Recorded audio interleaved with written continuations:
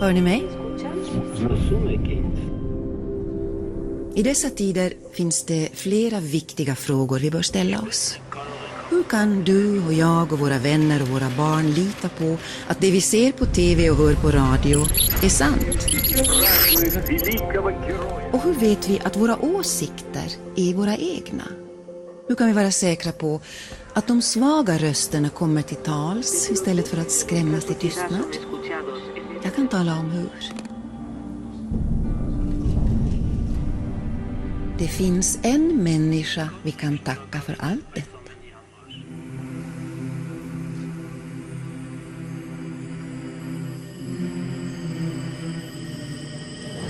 Det är denna människa vi kan tacka för nya perspektiv.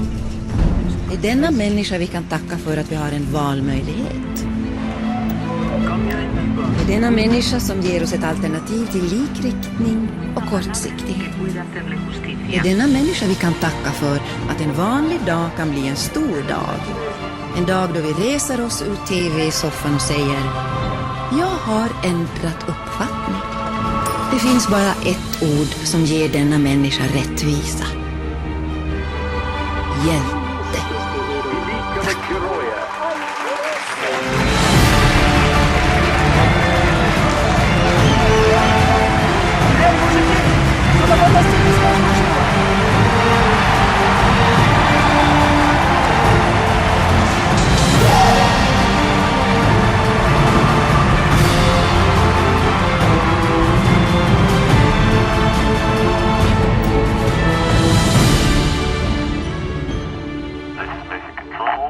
We have a hero.